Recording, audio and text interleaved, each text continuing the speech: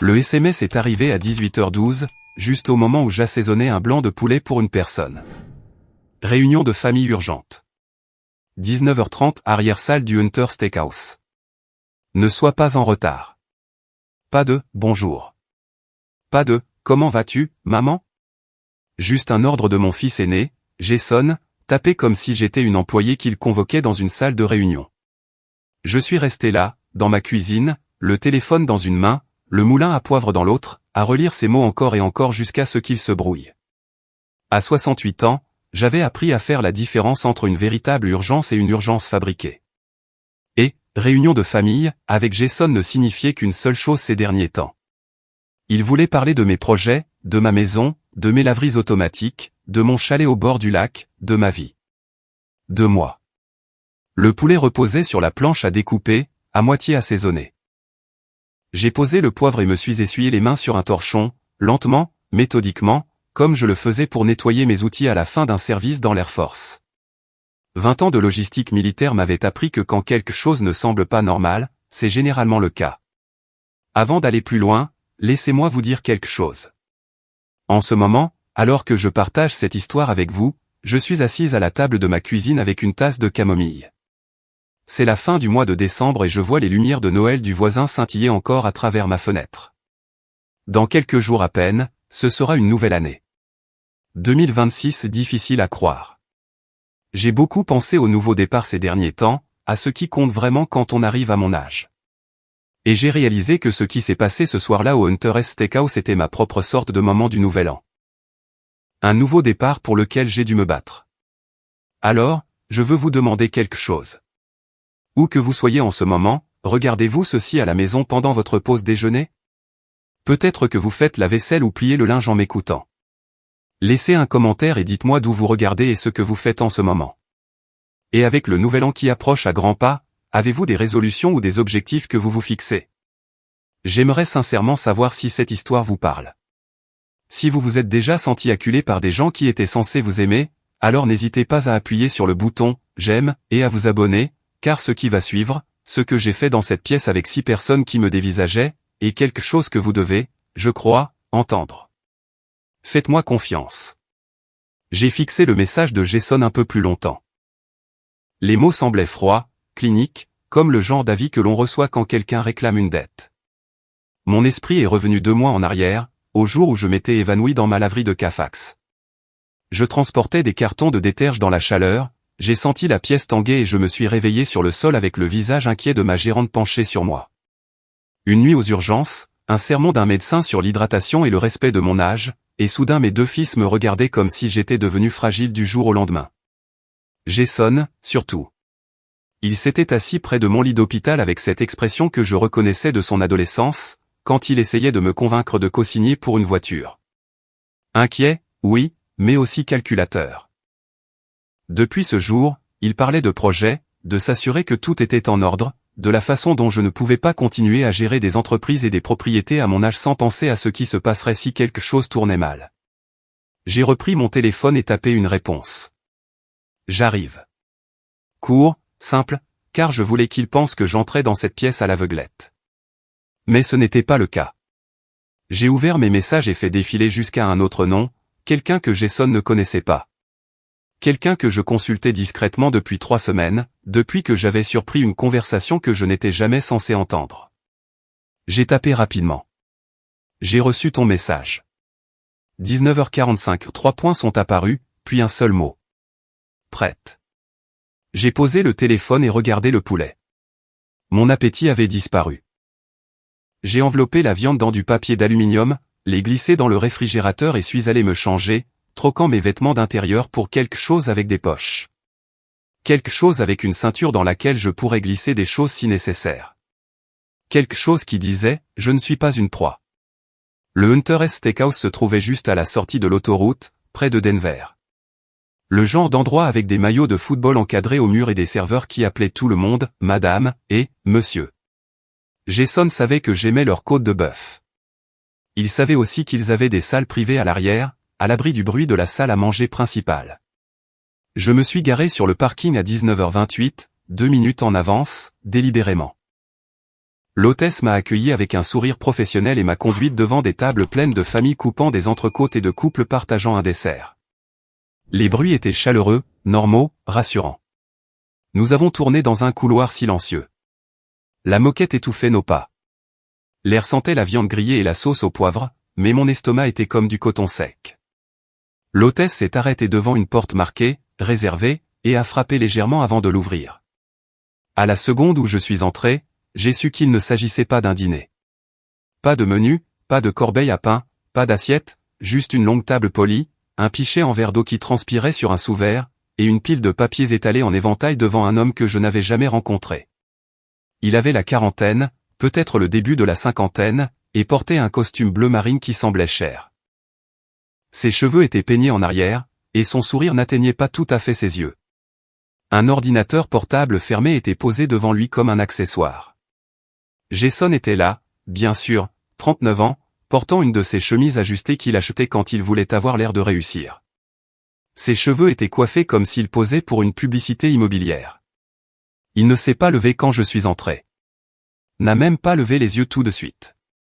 Sa femme, Courtney, était assise à côté de lui, les ongles fraîchement manucurés, les lèvres pincées en une ligne fine qui faisait légèrement baver le rouge à lèvres sur les bords. Elle me regardait comme on regarde un problème à résoudre.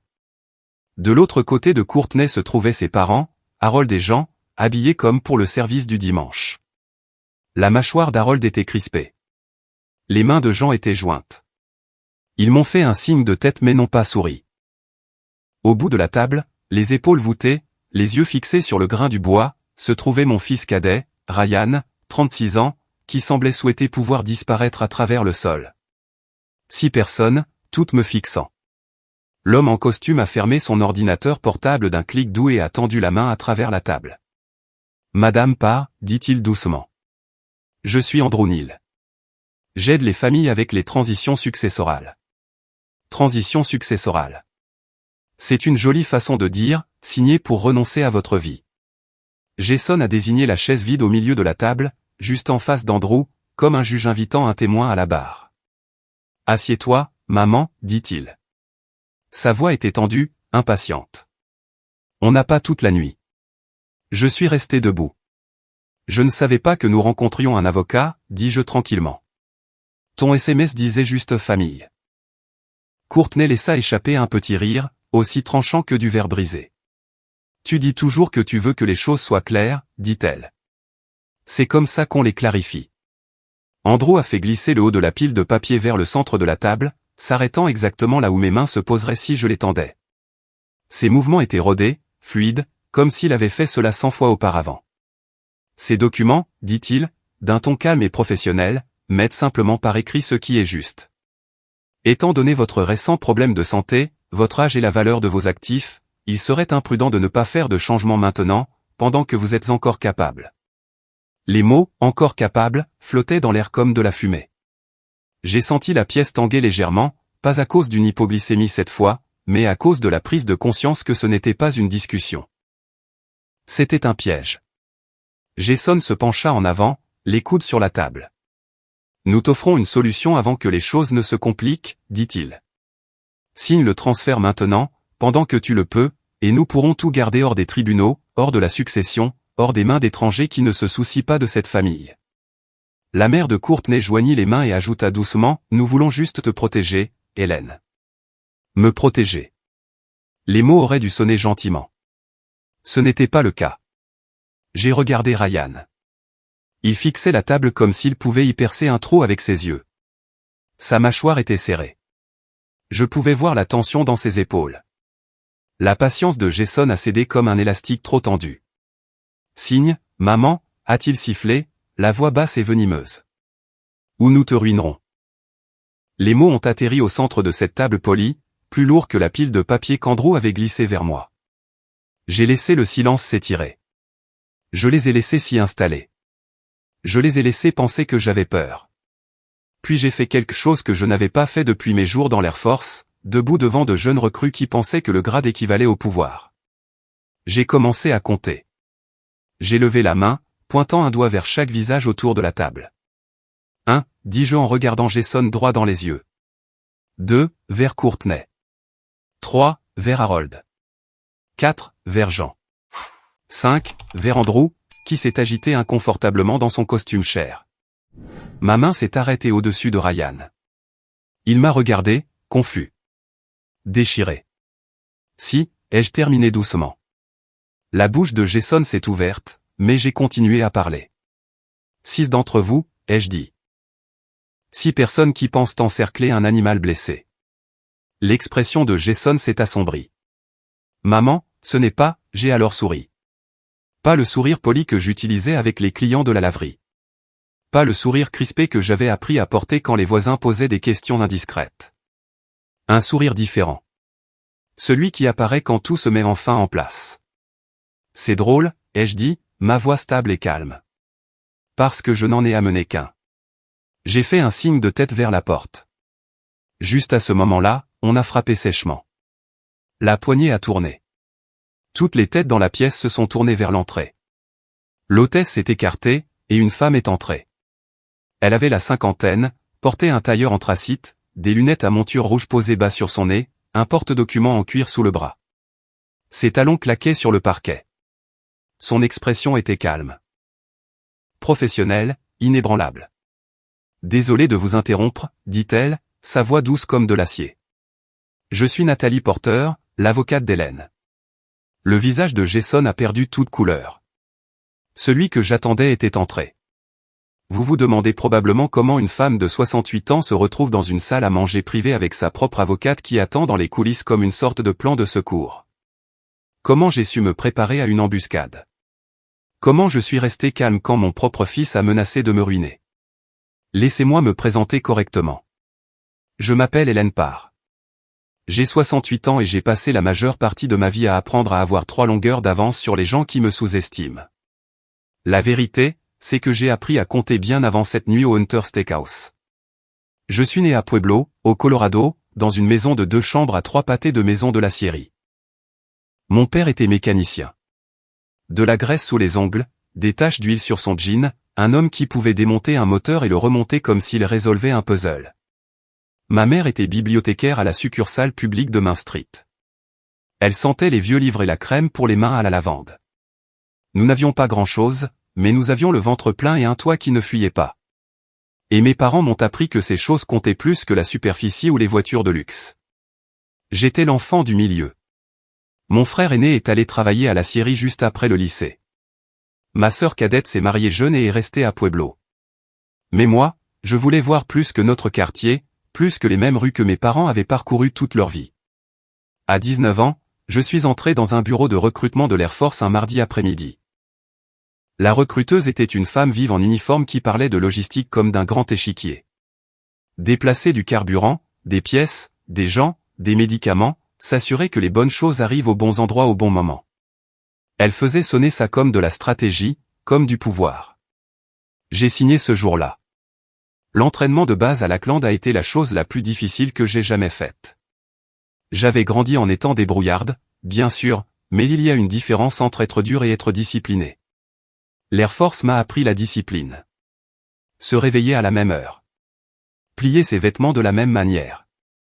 Suivre la chaîne de commandement. Faire son travail si bien que la personne au-dessus de vous et la personne en dessous de vous savent toutes deux qu'elles peuvent compter sur vous. Je n'étais pas la coureuse la plus rapide. Je n'étais pas la plus forte en haltérophilie, mais j'étais celle qui se souvenait de chaque détail. Celle qui voyait les schémas. Celle qui pouvait regarder un fouillis de paperasse et trouver l'erreur qui aurait cloué un avion au sol. Ma première affectation a été le contrôle des stocks dans un dépôt d'approvisionnement au Texas. Ça a l'air ennuyeux, n'est-ce pas? Compter des pièces, suivre des expéditions, classer des rapports. Mais j'ai appris quelque chose de crucial dans ces longs entrepôts chauds. Quiconque contrôle la paperasse contrôle le résultat. Si une pièce était expédiée à la mauvaise base, les avions restaient cloués au sol. Si quelqu'un signait de mauvais documents, des missions entières étaient retardées. Les gens pensent que la logistique, c'est des boîtes et des listes. Ce n'est pas le cas. C'est voir la situation dans son ensemble pendant que tout le monde regarde un coin. Une fois, un officier supérieur a signé pour une livraison de carburant qui ne correspondait pas au formulaire de réquisition. Les chiffres étaient proches, mais pas exacts. Tout le monde l'avait approuvé. C'était un vendredi après-midi. Les gens voulaient rentrer chez eux. Je les signalais. Il s'est avéré que le carburant était contaminé. S'il avait été chargé, nous aurions eu des avions revenant avec des pannes de moteur. Des gens auraient pu mourir. L'officier qui avait signé était furieux au début. Il pensait que je le mettais dans l'embarras. Mais mon commandant m'a appelé dans son bureau la semaine suivante et m'a dit quelque chose que je n'ai jamais oublié. A-t-il dit, les gens qui réussissent dans ce système ne sont pas ceux qui suivent les ordres aveuglément. Ce sont ceux qui savent quand quelque chose ne colle pas. J'ai été promu spécialiste en 2 ans, puis sergent-chef à 25 ans. J'ai déménagé de base en base, apprenant de nouveaux systèmes, gérant des inventaires plus importants, formant de jeunes aviateurs qui pensaient tout savoir jusqu'à ce qu'une cargaison disparaisse et qu'ils réalisent que ce n'était pas le cas. J'ai manqué des vacances. J'ai manqué des anniversaires. J'ai manqué le mariage de ma sœur parce que j'étais en poste à l'étranger. Ma mère m'envoyait des lettres pour me demander quand je rentrerais à la maison, quand je me poserais, quand je lui donnerais des petits-enfants. Je voulais lui dire que j'étais à la maison, que cette vie, ces responsabilités, ce sentiment d'utilité, c'était ce qui me convenait. Mais je savais aussi qu'elle ne comprendrait pas. À la fin de la vingtaine, je suis devenu sergent, puis sergent technique. J'étais bonne dans ce que je faisais. Les gens me respectaient, non pas parce que j'étais bruyante ou agressive, mais parce que j'étais fiable, stable, le genre de personne que l'on voulait dans son équipe quand les choses se compliquaient. Je croyais à l'époque que l'équité comptait, que si l'on travaillait dur, si l'on agissait bien envers les gens, la vie vous le rendrait. Que la loyauté était une voie à double sens. J'ai gardé cette conviction pendant longtemps, peut-être trop longtemps. Au milieu de la trentaine, je gérais des chaînes d'approvisionnement entières pour des unités déployées. Je coordonnais des expéditions vers des endroits que je n'étais pas autorisé à nommer dans mes lettres à la maison. Je suivais du matériel d'une valeur de millions de dollars. Je m'assurais que les médecins avaient ce dont ils avaient besoin, que les mécaniciens avaient leurs outils, que les pilotes avaient leurs pièces, et j'adorais ça. Mais j'ai aussi commencé à sentir le poids, les liens manqués, les relations que je ne pouvais pas maintenir parce que j'étais toujours en mouvement, toujours déployé, toujours responsable de quelque chose de plus grand que moi. À 38 ans, je suis devenu sergent-maître. C'était le moment le plus fier de ma carrière. Mes parents sont venus pour la cérémonie. Ma mère a pleuré. Mon père m'a serré la main et a dit, « Tu as bien fait, ma petite. » 2 ans plus tard, à 40 ans, j'ai pris ma retraite. La cérémonie était formelle. Drapeau plié, médaille dans une boîte en bois, un discours sur le service et le sacrifice. Les gens m'ont serré la main et m'ont remercié pour 20 ans de dévouement. Je me tenais là, dans mon uniforme de cérémonie, sentant le poids de tout ce que j'avais accompli, et je me demandais, et maintenant? Je n'étais pas vieille. Je n'étais pas fatigué. J'avais 40 ans, la tête pleine de compétences et aucune idée de comment les appliquer en dehors d'une structure militaire. Je suis retourné au Colorado, j'ai loué un petit appartement à Denver, essayant de comprendre ce qu'un sergent-maître à la retraite fait dans le monde civil. C'est là que j'ai rencontré Peter. Il était mécanicien, tout comme mon père. Charmant de cette manière facile et confiante que certains hommes ont. Il pouvait réparer n'importe quoi avec un moteur. Il me faisait rire. Après 20 ans d'horaires rigides et de décisions de vie ou de mort, rire était comme des vacances. Nous nous sommes mariés en 1 an. Je pensais que je construisais quelque chose, une famille, une vie qui ne tournait pas autour des expéditions et des chaînes d'approvisionnement. Je n'avais aucune idée que j'étais sur le point d'apprendre une autre dure leçon sur qui contrôle la paperasse. Et cette fois, il ne s'agirait pas de livraison de carburant ou de pièces d'avion. Il s'agirait d'argent. Mon argent et les gens qui pensaient y avoir droit simplement parce que nous partagions un nom de famille. Mais je m'emballe. Laissez-moi vous parler de Peter et Jason et des laveries qui sont devenues ma seconde carrière, car c'est là que les vraies fondations ont été posées. Les fondations que Jason a essayé de m'arracher dans ce steakhouse. Les fondations que j'ai refusé de laisser quiconque prendre. Peter est entré dans ma vie 6 mois après ma retraite de l'Air Force.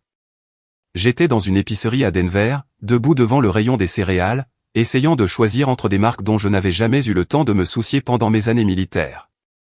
Il était derrière moi à la caisse, a vu ma casquette de vétéran de l'Air Force et a dit quelque chose à propos de son père qui avait servi en Corée. Nous avons fini par parler sur le parking pendant 40 minutes. Il avait de l'huile sous les ongles et un sourire facile. Il me rappelait mon père de toutes les bonnes manières, un homme qui comprenait les machines, qui pouvait prendre quelque chose de cassé et le réparer. Nous sommes sortis ensemble pendant 8 mois, nous nous sommes mariés lors d'une petite cérémonie au palais de justice avec mes parents et son frère comme témoins. J'avais 41 ans, il en avait 39.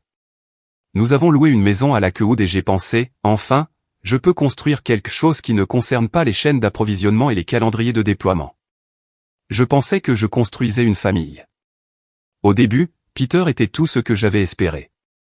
Il travaillait dans un garage en centre-ville, rentrait à la maison en sentant la graisse de moteur, m'embrassait sur le front et parlait d'ouvrir un jour son propre garage. Nous étions prudents avec l'argent. Nous économisions. Nous faisions des projets. Jason est né quand j'avais 42 ans. 3,2 kg, des cheveux noirs, des poumons qui pouvaient réveiller toute la maternité. Je l'ai tenu dans cette chambre d'hôpital et j'ai senti quelque chose changer en moi. Un amour féroce et protecteur que je n'avais pas prévu. C'était à moi, à nous. Une petite personne que nous étions responsables de façonner. Peter a été un bon père dans ses premières années. Patient, joueur. Il mettait Jason sur ses épaules et se promenait dans le jardin en faisant des bruits de moteur. Ryan est arrivé 3 ans plus tard. Plus calme que son frère dès le début. Là où Jason exigeait de l'attention, Ryan semblait se contenter d'observer. Là où Jason s'emparait des jouets, Ryan les étudiait d'abord, les retournant dans ses petites mains comme s'il résolvait un puzzle. Même tout petit, on pouvait voir la différence. Jason voulait le plus gros morceau de gâteau, le jouet le plus brillant, les éloges les plus bruyants. Ryan voulait des histoires. Il s'asseyait sur mes genoux avec un livre d'images, pointant des détails que j'avais manqués, posant des questions sur le fonctionnement des choses. Je les aimais tous les deux férocement, également. Mais j'ai commencé à remarquer des choses. Peter avait toujours apprécié un ticket à gratter de temps en temps. $1 par-ci, $5 par-là. Inoffensif, pensais-je. Tout le monde a de petits vices. Puis c'est devenu $20, puis 50. Puis il est rentré un soir en parlant d'une opportunité d'investissement d'un ami. Quelque chose à propos de la revente de bateaux d'occasion. Une affaire sûre, disait-il. Nous doublerions notre argent en 6 mois. J'étais hésitante. Nous avions 2 jeunes garçons, une hypothèque, des frais de garderie, mais Peter était persuasif et je voulais croire en lui, en nous. Nous avons perdu $4000 lorsque l'ami a disparu et que les bateaux se sont avérés être des biens volés. J'étais furieuse. Nous nous sommes disputés. Il s'est excusé. A promis que cela ne se reproduirait plus jamais. Je l'ai cru. 2 ans plus tard, il a recommencé. Cette fois, c'était une partie de poker avec des collègues qui est devenue une habitude. Il jurait qu'il était bon, qu'il gagnait plus qu'il ne perdait jusqu'au jour où je suis allé payer notre hypothèque et j'ai découvert que notre compte d'épargne ne contenait plus que $300 au lieu des 8000 que nous avions accumulés. Jason avait 7 ans, Ryan en avait 4, et j'étais dans notre cuisine, réalisant que l'homme que j'avais épousé, l'homme en qui j'avais eu confiance, ne pouvait pas être digne de confiance avec l'argent. C'est à ce moment-là que j'ai cessé de laisser Peter toucher à nos finances. J'ai tout repris en main. Chaque facture, chaque compte, chaque décision. Il ne s'y est pas opposé. Je pense qu'une partie de lui était soulagée. Mais j'ai aussi réalisé quelque chose qui s'est ancré en moi comme de l'eau froide. Personne n'allait assurer mon avenir pour moi. Ni Peter, ni personne d'autre. Si je voulais la stabilité, si je voulais m'assurer que mes fils avaient ce dont ils avaient besoin, je devais la construire moi-même. À 45 ans, je suis entré dans une banque et j'ai demandé un prêt pour petite entreprise. L'agent de crédit était un homme d'une 50aine d'années qui m'a regardé par-dessus ses lunettes de lecture et m'a demandé quel genre d'entreprise je comptais créer. Quand j'ai dit « laverie automatique », il a carrément ri. C'est un marché difficile, a-t-il dit.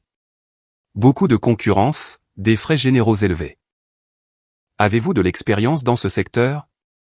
Non, ai-je répondu, mais j'ai 20 ans d'expérience dans la gestion des chaînes d'approvisionnement, le suivi des stocks et la garantie que les choses fonctionnent quand tout le monde pense qu'elles vont échouer. Je peux m'occuper de machines à laver. Il a regardé mes états de service militaire, ma cote de crédit, les modestes économies que j'avais reconstituées après les désastres de Peter.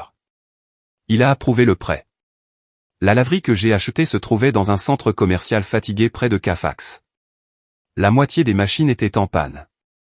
L'enseigne clignotait et le carrelage avait des fissures qui le parcouraient comme des toiles d'araignée. Le propriétaire précédent avait abandonné et déménagé en Arizona. Mais j'ai vu ce que les autres ne voyaient pas. Il y avait une agence de location de camions de déménagement à côté. De nouveaux complexes d'appartements en construction à 3 pâtés de maison. Un arrêt de bus juste devant. Et peu importe l'état de l'économie, les gens avaient besoin de vêtements propres. J'ai passé le premier mois à réparer les machines, à récurer les sols, à remplacer l'enseigne. Peter a aidé pour les réparations mécaniques. Il était bon pour ça. Je lui accorde cela. Jason avait 8 ans quand nous avons ouvert. Il venait avec moi après l'école, s'asseyait sur une machine à laver en mangeant une barre chocolatée pendant que je comptais les pièces et les roulais dans des manchons en papier. Il aimait le bruit, les clients, le sentiment que cet endroit était à nous. Ryan, à 5 ans, était plus calme. Il apportait un livre et lisait dans un coin, levant occasionnellement les yeux pour me regarder négocier avec un fournisseur ou aider un client à trouver le bon réglage. Quand Jason est devenu adolescent, nous avions 3 établissements. L'original sur Cafax, un autre près de l'université, et un 3e dans un quartier qui commençait tout juste à se gentrifier. Jason a commencé à lever les yeux au ciel quand je parlais de budget, de marge bénéficiaire, des détails ennuyeux qui faisaient la différence entre le succès et l'échec. « Maman, tu es obsédée », disait-il. Ce ne sont que des laveries. Mais ce n'était pas que des laveries. C'était la sécurité. C'était la preuve que je pouvais construire quelque chose à partir de rien. Que je n'avais pas besoin de dépendre de qui que ce soit. Ryan, même adolescent, semblait comprendre cela. Il m'aidait à balayer les sols le week-end, portait ses écouteurs et travaillait tranquillement, sans jamais se plaindre. À 55 ans, je pouvais payer toutes mes factures sans m'inquiéter. Je pouvais me permettre de petits luxes. J'avais construit quelque chose de solide. Et puis Peter m'a rappelé pourquoi je l'avais construit seul. J'ai découvert l'affaire comme la plupart des gens. Un SMS qui est apparu sur son téléphone pendant qu'il était sous la douche. Le nom d'une femme que je ne reconnaissais pas. Des mots qui m'ont retourné l'estomac.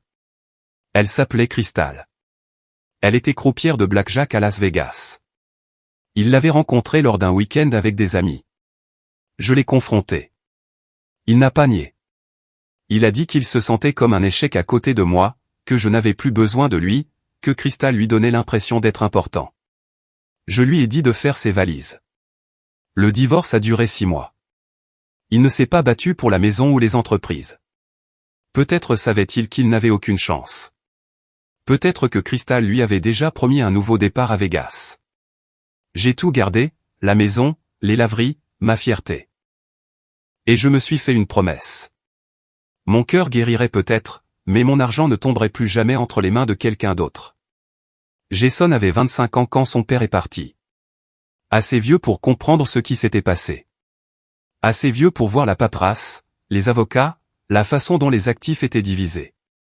Assez vieux pour absorber la mauvaise leçon. Je l'ai observé m'observer pendant cette période. J'ai vu la façon dont il étudiait les documents que je signais. La façon dont il posait des questions sur ce que je gardais, ce que Peter obtenait, comment tout cela fonctionnait. À l'époque, je pensais qu'il était juste solidaire, curieux. Maintenant, je sais qu'il apprenait, observait, prenait des notes, apprenant que quiconque contrôle la paperasse contrôle le résultat. Je n'avais simplement pas réalisé qu'il essaierait un jour d'utiliser cette leçon contre moi. Le truc avec le vieillissement, c'est que votre corps commence à vous rappeler votre âge de manière que vous ne pouvez ignorer. J'avais 66 ans quand c'est arrivé. Fin juillet, un de ces après-midi de Denver où la chaleur scintille sur le bitume et où l'air semble assez épais pour être mâché. J'étais dans ma laverie de Cafax, la première, en train de transporter des cartons de déterge de la réserve pour réapprovisionner le distributeur automatique. Chaque carton pesait environ 13 kg. J'avais fait ça des centaines de fois, des milliers probablement. Mais ce jour-là, à mi-chemin du sol, la pièce a commencé à tanguer. Je me souviens avoir pensé, pose juste le carton. Pose-le et assieds-toi 1 minute. Mais mon corps n'a pas écouté. Les bords de ma vision sont devenus gris, puis noirs, et la dernière chose que j'ai sentie, c'est le carrelage frais contre ma joue. Je me suis réveillé avec le visage de ma gérante, Rosa, penchée sur le mien, sa main sur mon épaule, sa voix aiguë et effrayée. « Madame Parr, vous m'entendez ? L'ambulance arrive. » « Ne bougez pas, ambulance. » Le mot m'a donné envie de protester, de dire que j'allais bien, que j'avais juste besoin d'eau et d'une minute à la climatisation. Mais ma bouche était cotonneuse, et ma tête me battait. Les ambulanciers étaient professionnels et gentils. Ils ont pris mes signes vitaux, m'ont posé des questions, m'ont chargé sur une civière malgré mes protestations.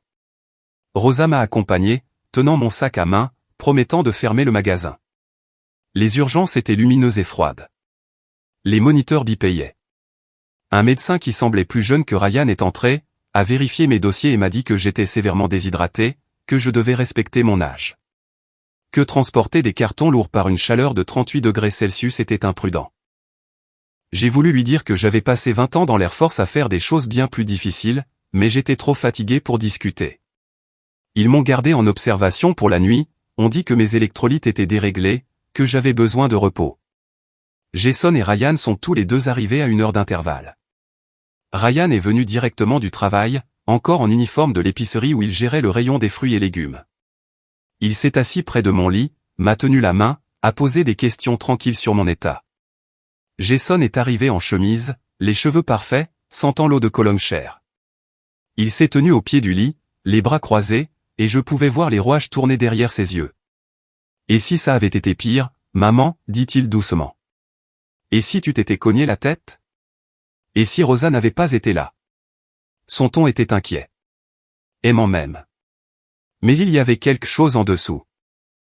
Quelque chose qui m'a serré l'estomac. « Je vais bien, ai-je dit. J'ai juste eu un coup de chaud. »« Ça arrive. »« Ça ne devrait pas arriver, » a répondu Jason. « Tu as 66 ans. Tu gères 3 entreprises toute seule. Tu dois commencer à penser à ce qui se passera si quelque chose tourne mal. Vraiment mal. » Ryan s'est agité sur sa chaise, mal à l'aise. « Jess, elle vient de se réveiller. On peut peut-être en parler plus tard. » Jason l'a ignoré. Je dis juste que si maman n'a pas de plan, si elle n'a pas bien organisé les choses, ce sera le chaos pour nous tous. Le médecin est revenu avant que je puisse répondre, et Jason a laissé tomber le sujet, mais j'ai vu le regard qu'il a lancé à Ryan, un regard qui disait « on en reparlera plus tard ». Je suis rentré chez moi le lendemain avec pour instruction de boire plus d'eau, de me ménager et de consulter mon médecin traitant. Jason m'a appelé 3 jours plus tard. « Je veux faire passer quelqu'un », a-t-il dit. Un conseiller financier, un jeune gars, très brillant. Il est spécialisé dans l'aide aux gens de notre âge pour mettre leurs affaires en ordre. Notre âge. Comme s'il avait 68 ans au lieu de 37. J'ai hésité. Jason, j'ai mis mes affaires en ordre. J'ai un testament. J'ai des comptes en place. C'est quand la dernière fois que tu as mis tout ça à jour, a-t-il insisté. Les choses changent, maman. Les lois fiscales changent. Tu as besoin de quelqu'un qui connaît les règles actuelles. J'ai accepté. Principalement parce que j'étais fatigué de discuter et parce qu'une partie de moi savait qu'il avait raison. Je n'avais pas regardé mon testament depuis des années. Le conseiller s'appelait Franklin.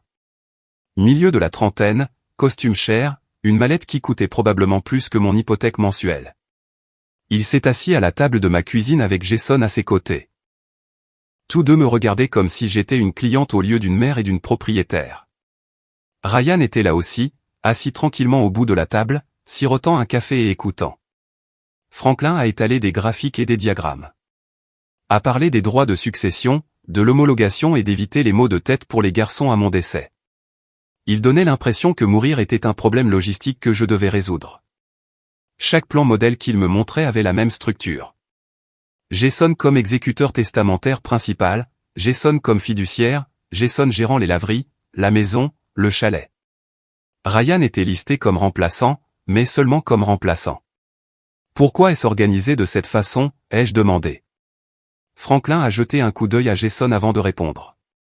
Eh bien, généralement, nous recommandons de confier le rôle principal à la personne ayant une expertise financière. Jason a de l'expérience dans l'immobilier. Il comprend les investissements et il est géographiquement proche de vos propriétés. Ryan est certainement capable, mais cette structure est simplement logique d'un point de vue de gestion.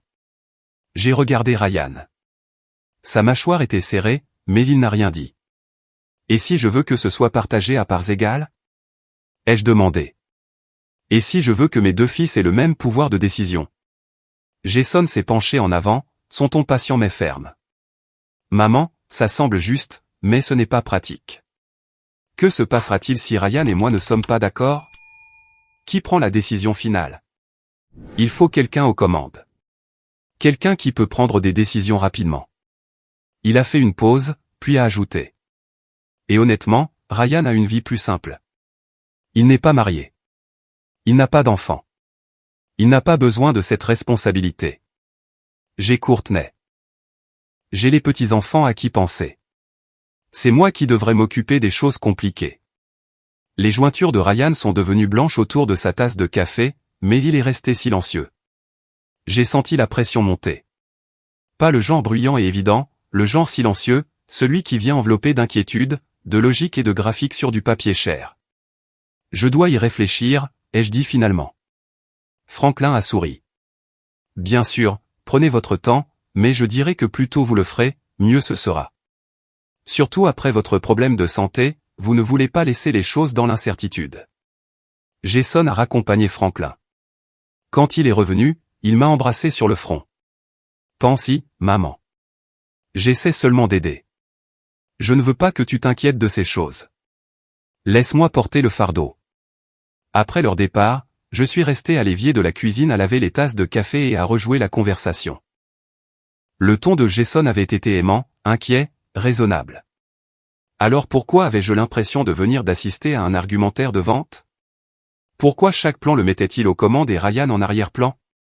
Et pourquoi, quand j'avais posé la question de l'égalité, Jason avait-il donné l'impression que j'étais difficile au lieu d'être juste? J'ai séché la dernière tasse et l'ai rangée dans le placard. Dehors, le soleil se couchait, peignant le ciel d'orange et de rose. J'ai pensé à mes années dans l'Air Force, aux officiers qui souriaient tout en vous manœuvrant dans un coin, aux gens qui utilisaient le mot « aider » quand ils voulaient vraiment dire « contrôler ». Je n'ai rien signé ce jour-là. Et au fond de moi, je savais que c'était le bon choix, même si je ne savais pas encore pourquoi. 3 semaines se sont écoulées après cette réunion à la table de la cuisine avec Franklin, le conseiller financier. Jason a appelé 2 fois, me demandant si j'avais pris une décision. Les 2 fois, je lui ai dit que je réfléchissais encore, que j'examinais mes options. Il n'a pas insisté, ce qui m'a surprise. Peut-être pensait-il que le temps et la patience m'useraient. Ou peut-être travaillait-il sur une autre approche. C'était un mardi soir, vers 20h. J'avais passé la journée à faire des courses, à payer des factures et à passer à mon établissement près de l'université. Mon dernier arrêt était toujours la laverie de Cafax, le magasin d'origine, où j'aimais faire une dernière inspection avant de rentrer chez moi. Je me suis garé sur le parking arrière comme toujours. L'avant était pour les clients. L'entrée arrière menait directement au petit bureau et à la réserve, loin du bruit des machines et des néons de la salle principale. Le soleil se couchait, peignant le ciel de cette nuance particulière de violet qui n'apparaît qu'à la fin de l'été. L'air s'était enfin rafraîchi. Je pouvais entendre le bourdonnement des machines à travers le mur du fond, un rythme régulier que je trouvais réconfortant après toutes ces années. J'ai déverrouillé la porte arrière et suis entré dans le couloir étroit. La porte du bureau était fermée, ce qui était normal. Rosa fermait généralement vers 19h30, mais parfois elle restait tard pour finir la paperasse. Puis j'ai entendu des voix. Je me suis arrêté, la main sur mon trousseau de clés, sur le point de frapper. La voix était masculine. Familière. Jason. Ma première pensée fut la confusion. Pourquoi Jason serait-il ici? Il ne venait jamais aux laveries. Il les considérait comme indignes de lui. Trop, col bleu. Trop de travail pour trop peu de glamour. J'étais sur le point de pousser la porte quand j'ai entendu les mots suivants clairement à travers le bois mince. Si nous attendons qu'elle perde vraiment la tête, nous perdons le contrôle du calendrier. Je me suis figé. Ma main planait au-dessus de la poignée de porte. Mon souffle s'est coupé dans ma gorge. Il faut qu'elle signe maintenant, a poursuivi Jason, la voix basse et calculatrice. Pendant qu'elle est encore malléable, pendant que cet évanouissement est frais dans l'esprit de tout le monde. Malléable. Le mot a atterri dans ma poitrine comme une pierre. Une autre voix. Féminine, plus aiguë. Courtney. On monte un dossier, a-t-elle dit. Ce n'est pas difficile. On commence à documenter chaque fois qu'elle oublie quelque chose, chaque fois qu'elle semble confuse, chaque fois qu'elle se répète. L'amie de ma mère travaille dans une clinique d'évaluation. Elle connaît les bonnes questions à poser, la bonne façon de présenter les choses. J'ai appuyé mon dos contre le mur, mon cœur battant si fort que j'avais peur qu'il l'entende. La capacité est une zone grise, a poursuivi Courtney. Le bon évaluateur, le bon récit, et on peut faire voir à un juge qu'elle n'est plus apte à gérer ses propres affaires. Alors peu importe ce qu'elle veut. Le tribunal nomme quelqu'un, et ce quelqu'un peut être toi. Jason a fait un son d'approbation. Il nous faut juste assez de documentation, assez d'inquiétude, puis on dépose le dossier. Mon estomac s'est retourné. J'avais l'impression que j'allais être malade, là, dans le couloir. Il ne parlait pas de m'aider. Il parlait de monter un dossier contre moi, d'utiliser des médecins, des évaluations et des systèmes judiciaires pour me faire passer pour incompétente, de tout prendre tout en faisant en sorte que cela paraisse légitime. La voix de Courtney s'est faite plus basse. La clé est de ne pas se précipiter. Laissons-la penser qu'elle a le temps. Laissons-la penser qu'elle a le contrôle. Pendant ce temps, on collecte, on documente, on crée un schéma. Et Ryan, a demandé Jason. Ryan est faible. Il fera tout ce que tu lui diras. Si tu présentes bien les choses, dis-lui que c'est pour son propre bien. Dis-lui qu'elle devient oublieuse et que tu es inquiet. Il te soutiendra sans même se rendre compte de ce qu'il soutient. Il y eut une pause. J'entendais des papiers être brassés. Combien de temps penses-tu qu'on a demandé Jason. 6 mois, peut-être 1 an. Mais plus on attend, plus elle a de chances de tout verrouiller avec son propre avocat, de changer son testament ou de faire quelque chose qui nous bloque. Nous devons agir pendant qu'elle est encore secouée par l'hôpital. J'aurais dû défoncer cette porte.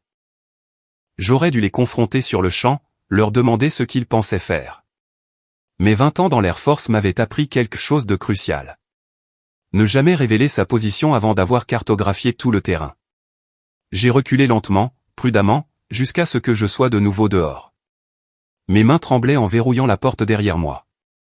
Je suis allé à ma voiture, je suis monté et je suis resté assise là, dans le parking sombre, pendant que mon esprit s'emballait. Le choc a frappé en premier. Ce sentiment froid et creux quand quelqu'un que vous aimez vous montre qui il est vraiment. Quand le masque tombe et que vous voyez le calcul en dessous. Puis est venue la nausée, la répulsion physique d'entendre votre propre fils parler de vous comme si vous étiez un obstacle, un problème à gérer, un actif à acquérir. Mais sous ces deux sentiments, quelque chose d'autre montait, quelque chose que je reconnaissais de mes jours militaires. Des moments où le chaos éclatait et où tout le monde se mettait à crier, et où je devais être celle qui restait calme, qui voyait la situation dans son ensemble, qui élaborait le plan. Une clarté froide et concentrée. Jason n'était pas impatient. Il n'était pas simplement inquiet pour son héritage. Il élaborait activement une stratégie autour de moi, prévoyant d'utiliser le système, les médecins, mon propre problème de santé pour me priver de mon autonomie. Et Courtney, la femme que j'avais accueillie dans ma famille, la mère de mes petits-enfants, l'aidait à monter le dossier, le coachait, lui fournissait des contacts et des tactiques. Il pensait que j'étais vulnérable, seule, inconsciente. Il prévoyait de me faire passer pour incompétente afin de pouvoir prendre le contrôle légalement, pour que personne ne puisse les accuser de vol.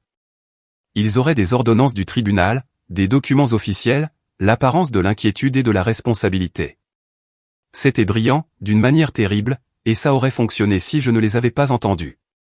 Je suis resté assise dans ce parking pendant 20 minutes, les mains agrippées au volant, regardant le ciel passer du violet au noir. J'ai pensé à toutes les fois où Jason m'avait rendu visite après l'hôpital, à tous les appels téléphoniques inquiets, à toutes les suggestions douces sur la planification et la paperasse. Tout cela n'avait été que du théâtre, de la stratégie, une manœuvre pour me mettre en position. J'ai pensé à Franklin, le conseiller financier, avec ses graphiques qui mettaient Jason aux commandes de tout. Jason avait-il déjà prévu d'utiliser ces documents comme preuve que j'avais accepté de tout céder? Aurait-il prétendu que je les avais signés, même si ce n'était pas le cas? J'ai pensé au mot « malléable ». C'est ce qu'il pensait de moi. Douce, modelable, facile à façonner. Il avait oublié qu'il avait élevé. Il avait oublié que j'avais passé 2 décennies à gérer le chaos, que je savais voir les schémas, que je comprenais la différence entre une préoccupation sincère et une manipulation calculée. Dans ce parking, j'ai pris une décision. Je n'entrerai plus jamais dans une pièce sans être préparé. Je ne les laisserai plus jamais me prendre au dépourvu. Je ne signerai rien, n'accepterai rien, ne ferai confiance à rien qui sorte de la bouche de Jason sans vérification. Et je trouverai quelqu'un qui pourrait m'aider à construire une défense aussi solide que leur attaque. Quelqu'un qu'il ne connaissait pas, quelqu'un qui comprenait la loi comme je comprenais la logistique. J'ai démarré la voiture et quitté le parking. Mes mains avaient cessé de trembler. Mon esprit était clair. Jason pensait qu'il encerclait un animal blessé. Il n'avait aucune idée qu'il réveillait un sergent-maître. Je n'ai pas dormi cette nuit-là. Je suis resté assise à la table de ma cuisine avec une tasse de thé qui a refroidi pendant que je fixais une carte de visite que j'avais gardée dans le tiroir de mon bureau pendant près de 5 ans. Nathalie Porter, avocate. La carte était légèrement pliée dans un coin. L'encre était passée avec le temps, mais le numéro de téléphone était encore lisible. J'avais rencontré Nathalie lors d'un litige contractuel avec un vendeur qui avait essayé de me surfacturer des machines à laver commerciales. Elle était directe, vive d'esprit, et ne perdait pas de temps en sympathie inutile ou en bavardage. Elle m'avait aidé à résoudre le problème en 3 semaines sans aller au tribunal. Elle était exactement le genre de personne dont j'avais besoin. Maintenant, à 7 heures du matin, j'ai appelé son cabinet. La réceptionniste a dit que Nathalie avait un créneau à 14 heures cet après-midi-là. Je l'ai pris. Le cabinet d'avocat se trouvait dans un modeste immeuble du centre-ville. Rien d'extraordinaire. Pas de sol en marbre ni de baies vitrées, juste un espace pratique avec un bon éclairage et une moquette usée qui avait vu passer beaucoup de monde. Le bureau de Nathalie était petit mais organisé. Des murs beiges, un bureau couvert de piles de dossiers bien rangés, une plante dans le coin qui semblait avoir survécu par pure obstination. Elle s'est levée quand je suis entré, tendant la main. Elle avait la cinquantaine, des mèches grises dans ses cheveux sombres tirés en arrière, des lunettes perchées sur son nez. Sa poignée de main était ferme. « Madame Parr, dit-elle, heureuse de vous revoir. Asseyez-vous, je vous en prie. » Je me suis assise sur la chaise en face de son bureau et soudain, je ne savais pas par où commencer. Elle a dû voir l'hésitation sur mon visage car elle s'est penchée en arrière et a dit simplement, « Prenez votre temps. Commencez par où vous vous sentez le mieux. » Alors, je l'ai fait. Je lui ai parlé de l'évanouissement, de mon réveil à l'hôpital avec un Jason déjà calculateur, de la réunion à la table de la cuisine avec Franklin, le conseiller financier, et des documents qui mettaient Jason aux commandes de tout. Je lui ai parlé de la conversation que j'avais surprise à la laverie, des mots, malléable, capacité, et, monter un dossier. Nathalie a écouté sans m'interrompre. Elle prenait des notes de temps en temps, son stylo se déplaçant en traits rapides et précis. Elle n'a pas haleté, n'a pas secoué la tête, ne m'a pas dit à quel point c'était horrible. Elle a simplement écouté comme si elle rassemblait des preuves. Quand j'ai eu fini, elle a posé son stylo et m'a regardé droit dans les yeux. « Ce que vous décrivez est un exemple classique de trafic d'influence, a-t-elle dit.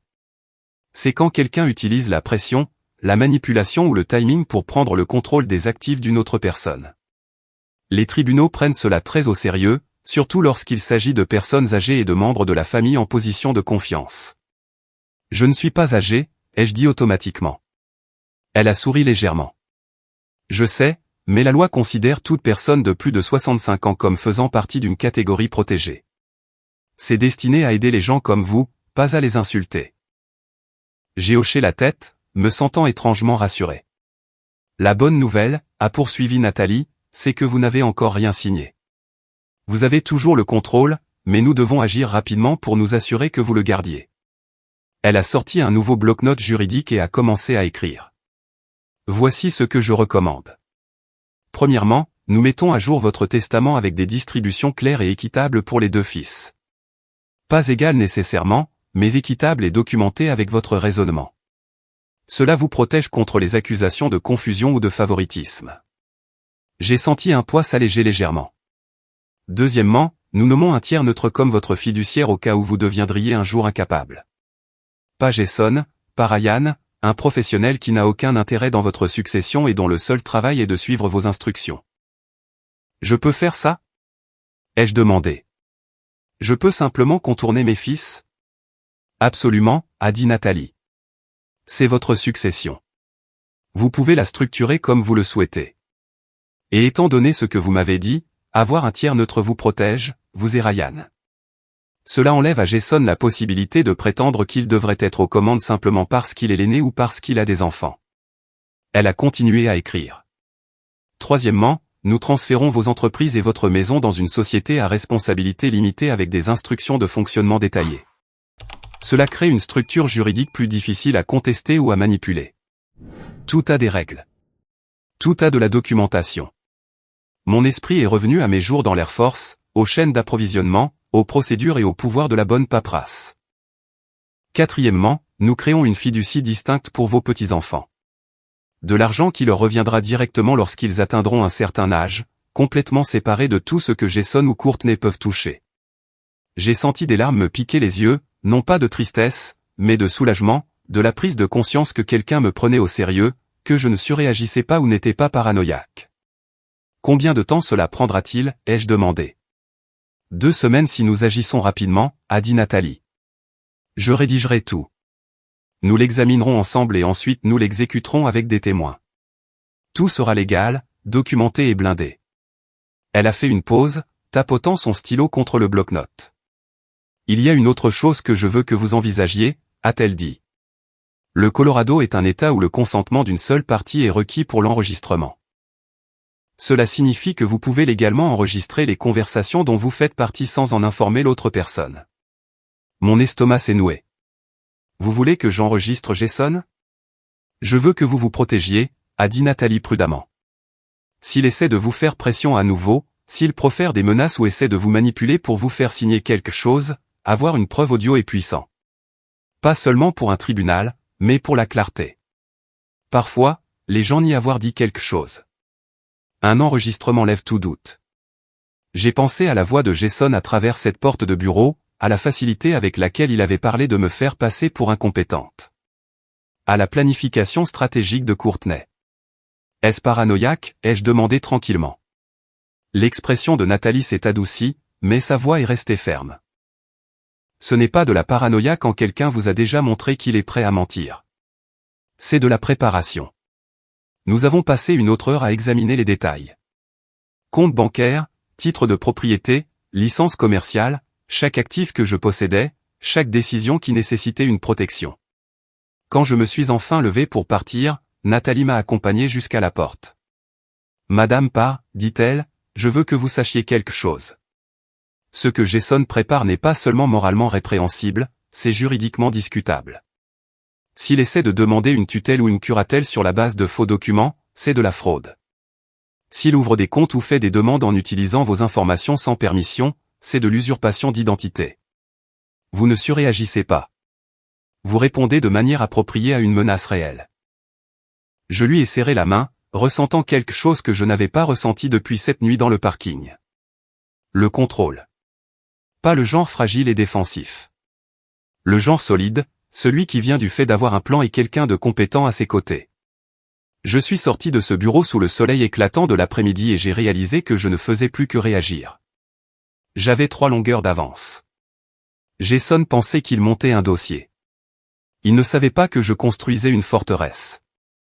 Les 2 semaines suivantes ont passé plus vite que toutes celles dont je pouvais me souvenir. Nathalie travaillait comme quelqu'un qui comprenait que le temps comptait. Elle a rédigé des documents, me les a envoyés pour examen, a répondu à mes questions dans un langage que je pouvais comprendre au lieu d'un jargon juridique qui me donnait le vertige. Nous nous sommes rencontrés 3 fois dans son bureau, passant en revue chaque détail. Elle expliquait ce que chaque paragraphe signifiait, pourquoi certains termes étaient utilisés, quelle protection chaque section offrait. Un jeudi après-midi, avec 2 témoins que Nathalie avait fait venir de son cabinet, aucun d'eux de la famille, j'ai signé mon Nouveau Testament. Il était juste. Mes 2 fils recevraient des héritages, mais les montants étaient soigneusement calculés en fonction des besoins, de la contribution et des circonstances. Ryan, qui n'avait jamais rien demandé, qui avait balayé les sols et était resté loyal, recevait plus. Jason recevait moins, mais pas rien. Assez pour aider ses enfants à payer leurs études. Assez pour montrer que je ne l'avais pas coupé par colère. Simplement pas assez pour récompenser les menaces. Le fiduciaire neutre était un homme nommé Robert Skinner, d'une société de fiducie professionnelle. Je ne l'avais jamais rencontré. C'était le but. Il n'avait aucun intérêt émotionnel, aucun lien familial. Son travail consistait à suivre mes instructions exactement comme elles étaient écrites si jamais je devenais incapable de prendre mes propres décisions. La SARL pour mes entreprises et mes biens a mis plus de temps à être créée. Nathalie a travaillé avec un comptable pour s'assurer que tout était transféré proprement. Je suis devenue la gérante avec des règles détaillées sur la succession, la vente et la gestion. Tout avait une procédure. Tout avait de la documentation. La fiducie pour mes petits-enfants a été la partie qui m'a fait pleurer. 5 000 $ pour chaque enfant, détenu jusqu'à leurs 25 ans. Pas une fortune, mais assez pour aider à verser un acompte, payer des études supérieures ou réaliser les rêves qu'ils avaient. De l'argent que Jason et Courtney ne pouvaient pas toucher, ne pouvaient pas rediriger, ne pouvaient pas utiliser comme levier. Quand tout a été signé, déposé et officialisé, je me suis assise dans le bureau de Nathalie, me sentant plus légère et plus lourde à la fois. Plus légère parce que je m'étais protégée, plus lourde parce que j'avais dû le faire. « Comment vous sentez-vous » a demandé Nathalie. Comme si je venais de construire un bunker, ai-je dit, ce qui n'est pas ce qu'une mère devrait ressentir à l'égard de son propre fils. Elle a hoché la tête, mais n'a pas offert de faux réconfort. J'ai apprécié cela. Il y a une dernière chose, a-t-elle dit en faisant glisser une petite boîte sur son bureau. J'ai pris ça pour vous. C'est un enregistreur vocal numérique. Simple à utiliser. Appuyez simplement sur ce bouton pour enregistrer. Celui-ci pour arrêter. Il sauvegarde tout sur une puce interne. J'ai fixé l'appareil. Il était plus petit que mon téléphone, noir et simple. Vous pensez vraiment que j'en aurais besoin? Je pense que si Jason tente autre chose, vous voudrez des preuves, a dit Nathalie. Vous n'êtes pas obligé de l'utiliser, mais l'avoir à portée de main signifie que vous êtes préparé. J'ai ramené la boîte à la maison et j'ai passé une soirée à m'entraîner, à appuyer sur enregistrer, à parler dedans, à réécouter ma propre voix, qui semblait plus vieille et plus fatiguée que ce à quoi je m'attendais. L'idée d'enregistrer Jason me semblait mal, comme de l'espionnage, comme si c'était moi qui faisais quelque chose de malhonnête. Mais je me suis souvenu de sa voix à travers cette porte de bureau. Je me suis souvenu du mot « malléable ». Ce n'était pas de l'espionnage. C'était de la documentation. 4 jours après avoir signé le Nouveau Testament, Jason a appelé. « Salut, maman » dit-il d'un ton désinvolte. « Je prends juste des nouvelles. » As-tu eu le temps de réfléchir au papier que Franklin a laissé? On devrait vraiment régler ça. J'ai gardé ma voix légère. Facile. Je m'en occupe, ai-je dit, je m'occupe de tout. Avec Franklin, a-t-il insisté. Je travaille avec quelqu'un, ai-je dit, ce qui était vrai sans être spécifique. Il y eut une pause. Je pouvais presque l'entendre calculer. D'accord, dit-il lentement. Eh bien, si tu as besoin d'aide, fais-le-moi savoir. Je pourrais passer cette semaine. Bien sûr, ai-je dit. Ce serait gentil. Nous avons raccroché et j'ai senti mon estomac se nouer. Quelque chose dans son ton avait changé. Il était trop prudent, trop désinvolte. 2 jours plus tard, un samedi matin, il est arrivé à l'improviste. J'étais dans mon salon en train de lire quand j'ai entendu sa voiture dans l'allée. Par la fenêtre, je l'ai regardé sortir, vérifier son téléphone, puis se diriger vers la porte d'entrée. J'ai attrapé mon cardigan sur la chaise et l'ai enfilé. L'enregistreur était dans la poche droite où j'avais commencé à le garder, au cas où. Ma main tremblait légèrement en appuyant sur le bouton d'enregistrement avant d'ouvrir la porte. Jason a souri en me voyant. Le genre de sourire qui n'atteint pas tout à fait les yeux. « Bonjour, maman. J'ai pensé passer. Voir comment tu vas. »« Je vais bien » ai-je dit en m'écartant pour le laisser entrer. « C'est une surprise. »« Je sais. J'aurais dû appeler. J'avais juste quelques courses à faire dans le coin. » Nous nous sommes assis dans le salon. Il m'a demandé comment s'était passée ma semaine, comment allaient les laveries, si je me sentais bien depuis l'hôpital. Des questions normales, un fils prenant des nouvelles de sa mère, mais je sentais qu'il préparait quelque chose.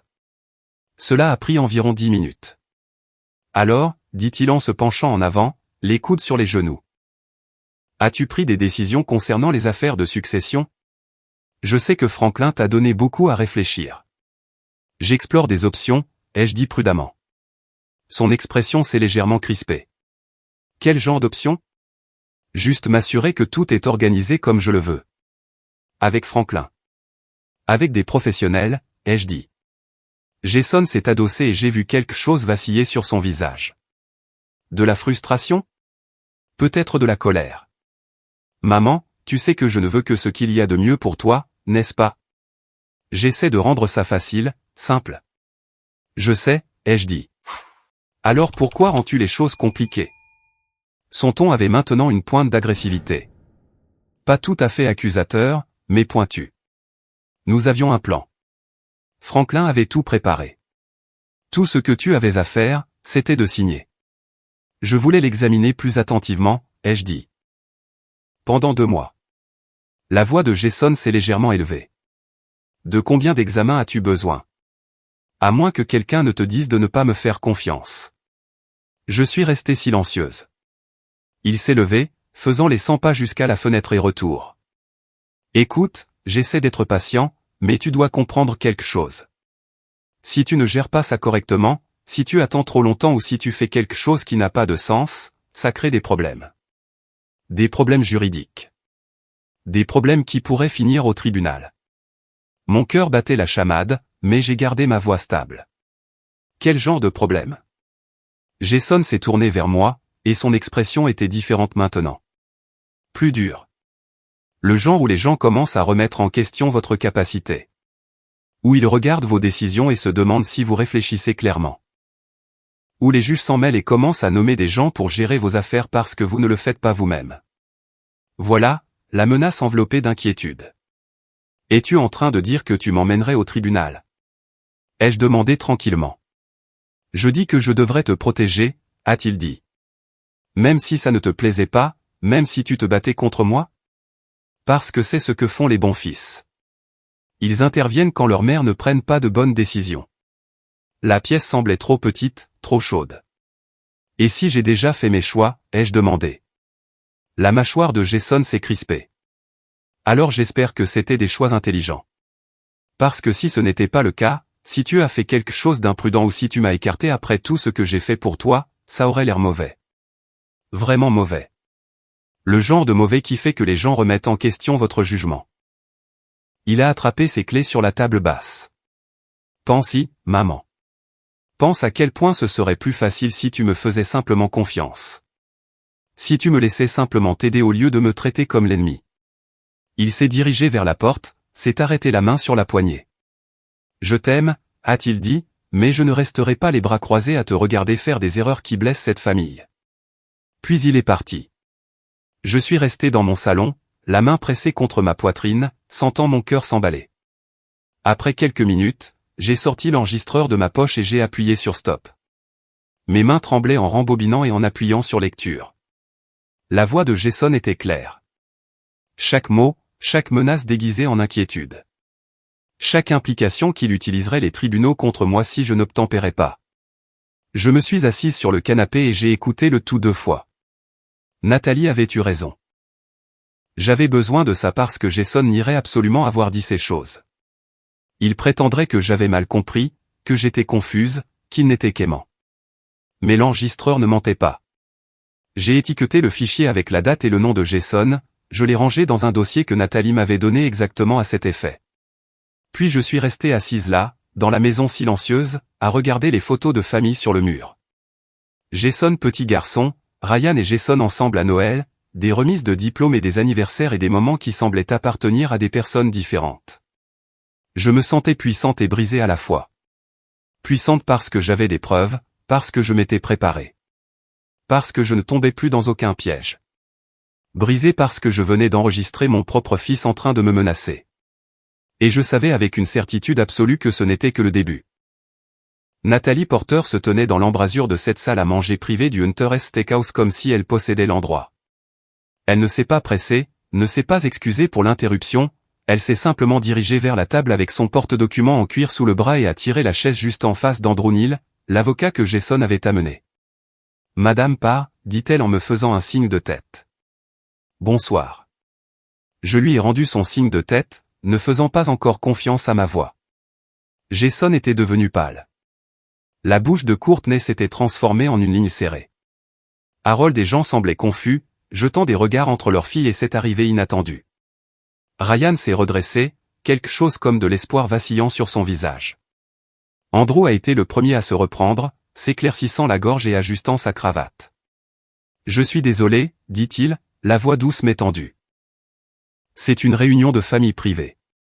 Je ne crois pas que nous nous soyons rencontrés. Nathalie a posé son porte-document sur la table et l'a ouvert avec une précision délibérée. Nathalie Porter, dit-elle. Je représente Madame Paré. En fait, ceci a cessé d'être une réunion de famille privée au moment où vous avez commencé à présenter des documents juridiques à signer sous pression. Elle a sorti un dossier et a fait glisser une seule feuille vers Andrew. C'est ma lettre de représentation. Depuis 2 semaines, toute communication concernant la succession de Madame Parr doit passer par moi, ce qui signifie que cette réunion n'aurait pas dû avoir lieu du tout. Andrew a pris la lettre, l'a parcourue et l'a posée soigneusement. Je pouvais le voir calculer, essayer de déterminer son prochain mouvement. Eh bien, dit-il en tentant un sourire diplomatique, nous essayons simplement d'aider Madame Parr à mettre ses affaires en ordre. Il n'y a pas de pression ici, juste une famille qui veille sur sa famille. Nathalie a tendu la main à travers la table et a tiré vers elle la pile de papiers qu'Andrew avait préparés. Elle les a feuilletés lentement, délibérément, lisant des sections à voix haute. Transfert de l'autorité de gestion complète à Jason Parr pour tous les biens immobiliers, actifs commerciaux et comptes financiers, a-t-elle lu. Jason Parr se voit accorder la seule discrétion de vendre, louer ou liquider tout actif sans l'approbation préalable d'Hélène Parr. Elle a levé les yeux vers Ryan. Comprenez-vous ce que cela signifie? Cela signifie que votre frère pourrait vendre la maison de votre mère, vendre les 3 laveries, vider ses comptes bancaires, et elle n'aurait aucun droit légal de l'arrêter. Il n'aurait pas besoin de sa permission. Il n'aurait même pas besoin de le lui dire. Le visage de Ryan est passé de la confusion au choc puis à la colère en l'espace de 3 secondes. Jason, dit-il doucement, c'est vrai? Les mains de Jason se sont crispées sur la table. C'est un langage standard de gestion de succession. Maman bénéficierait toujours de tout. Je m'occuperai juste de la logistique. Non, a dit Nathalie catégoriquement. La gestion de succession standard inclut une supervision, des exigences de rapport et des limites d'autorité. Ce document n'a aucune de ces protections. C'est un chèque en blanc. Elle s'est tournée vers moi. Madame Parr, compreniez-vous qu'en signant ceci, vous n'auriez plus aucun contrôle sur vos propres biens? Non, ai-je dit, ma voix plus stable que je ne le sentais. Je ne le savais pas, Andrew s'est agité inconfortablement. Madame Porter, je pense que vous déformez l'intention ici. Vraiment? Nathalie a sorti une autre page. Parce que cette section ici discute du processus pour établir l'incapacité. Elle liste des symptômes comme l'oubli, les questions répétitives et la confusion comme motif de transfert immédiat du contrôle total à Jason. Aucune évaluation médicale requise, aucun deuxième avis, juste la parole de Jason que sa mère décline. La pièce était devenue très silencieuse. Nathalie a regardé Jason droit dans les yeux. C'est pratique, n'est-ce pas? Surtout que j'ai des preuves que vous et votre femme avez discuté de créer exactement ce genre de récit. Monter un dossier, je crois que ce sont les mots utilisés. Trouver le bon évaluateur, faire en sorte que cela ressemble à une véritable inquiétude. Jason s'est levé brusquement, sa chaise raclant le sol. C'est un mensonge. Je n'ai jamais dit ça. Vraiment? Nathalie a plongé la main dans son porte-document et en a sorti un petit sac de preuves. À l'intérieur se trouvait une clé USB. Elle l'a posée sur la table entre nous. Madame Parr a surpris une conversation à son établissement de Cafax il y a 3 semaines. Une conversation entre vous et Courtney discutant exactement de la manière de faire paraître votre mère incompétente pour que vous puissiez prendre le contrôle de ses actifs. Cette conversation a été enregistrée. Si vous regardez ceci en ce moment, je dois faire une pause et vous demander quelque chose. Avez-vous déjà été dans une situation où quelqu'un en qui vous aviez une confiance totale s'est avéré comploter contre vous? Peut-être était-ce la famille, un ami, quelqu'un au travail. Comment avez-vous géré la situation? Qu'auriez-vous fait à ma place? Laissez un commentaire et faites-moi part de vos pensées. Et si cette histoire vous touche, si vous vous reconnaissez ou reconnaissez quelqu'un que vous connaissez dans ce que je décris, s'il vous plaît, appuyez sur le bouton « J'aime » et partagez cette vidéo. Quelqu'un dans votre vie pourrait avoir besoin d'entendre cela. Maintenant, laissez-moi vous raconter ce qui s'est passé ensuite. Le visage de Courtney était passé du rose au blanc. Elle a regardé Jason, puis ses parents. On ne faisait que parler, dit-elle faiblement. On était inquiet. On explorait des options. Vous élaboriez une stratégie, a corrigé Nathalie. Vous avez discuté de l'utilisation des évaluations médicales comme des armes. Vous avez parlé de faire signer de fausses déclarations à Ryan.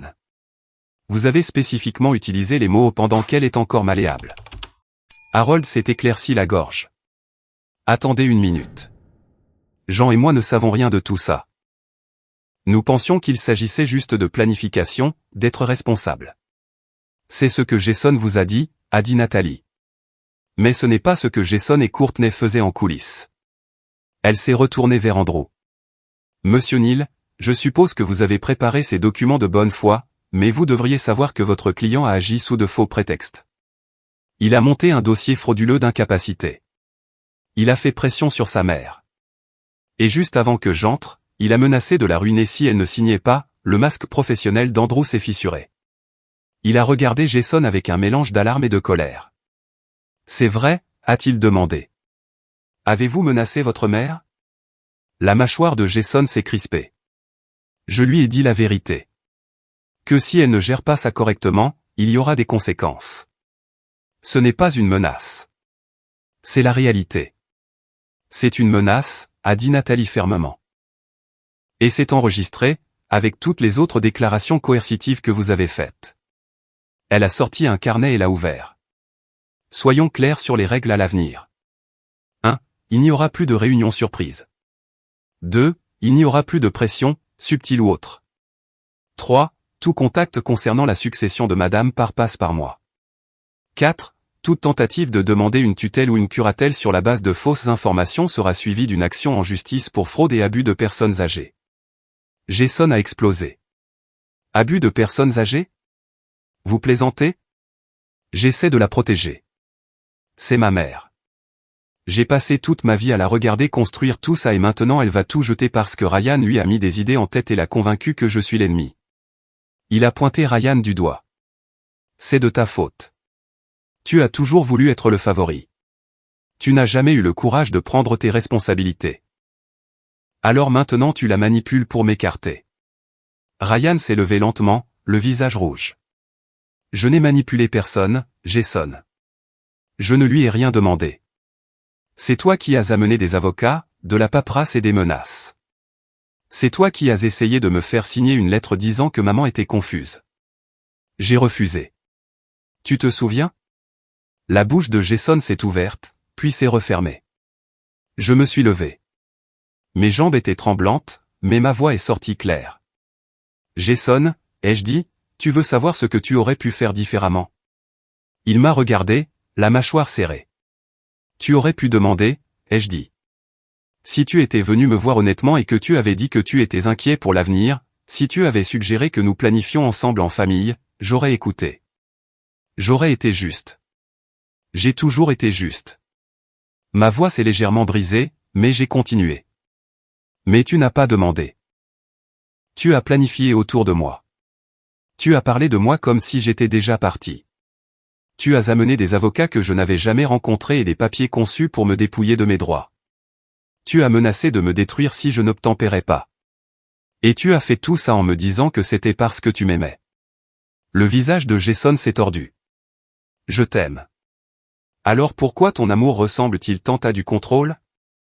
Ai-je demandé tranquillement. Pourquoi m'aider nécessite-t-il de prendre tout ce pour quoi j'ai travaillé? Il n'avait pas de réponse à cela. Courtney a attrapé son sac à main. Harold et Jean étaient déjà debout, manifestement désespérés de partir. Andrew a rassemblé ses papiers avec des mains tremblantes, évitant le contact visuel avec tout le monde. Nathalie s'est levée et m'a tendu mon cardigan. C'est terminé ici, a-t-elle dit à la pièce. Si quelqu'un a des questions ou des préoccupations à l'avenir, vous pouvez me joindre à mon bureau. Elle s'est tournée vers Andrew. Je suppose que vous vous retirez de toute représentation liée à la succession de Madame Parr. Andrew a hoché la tête rapidement. Oui, absolument. Je n'ai pas été informé de toutes les circonstances. Jason est resté figé alors que tout le monde se dirigeait vers la porte. Courtney lui a touché le bras, mais il l'a repoussé. En passant devant lui, il m'a attrapé le poignet, pas fort, mais assez fermement pour m'arrêter. Tu vas vraiment faire ça, dit-il, la voix basse et blessée. Tu vas vraiment le choisir lui plutôt que moi. J'ai regardé sa main sur mon poignet, puis son visage. Je ne choisis personne, ai-je dit. Je me protège. C'est différent. Il a lâché prise. Nathalie et moi sommes sortis ensemble dans la salle à manger principale où des familles mangeaient encore des steaks et riaient autour d'un dessert. Le bruit semblait surréaliste après la tension de cette arrière-salle. Dehors, l'air de la nuit était frais. Mes mains tremblaient. Mon cœur battait la chamade. Mais sous l'adrénaline, je ressentais autre chose. Du soulagement. Parce que j'étais entré dans cette pièce préparée. Parce que j'avais amené mon unique renfort. Parce que je n'avais rien signé. Nathalie m'a accompagné jusqu'à ma voiture. Vous avez bien géré la situation, a-t-elle dit. J'ai l'impression que je viens de faire exploser ma famille, ai-je répondu. Vous vous êtes protégé de personnes qui étaient prêtes à vous faire du mal, a-t-elle dit. Ce n'est pas la même chose. J'ai hoché la tête, ne me faisant pas confiance pour parler. Ce n'est pas fini, a averti Nathalie. Jason va être en colère, embarrassé. Il pourrait essayer d'autres tactiques. Nous devons rester vigilantes. Je sais, ai-je dit. Je suis monté dans ma voiture et je suis resté assise un moment, regardant Nathalie s'éloigner en voiture, regardant les autres convives à travers les fenêtres du restaurant, vivant leur vie normale.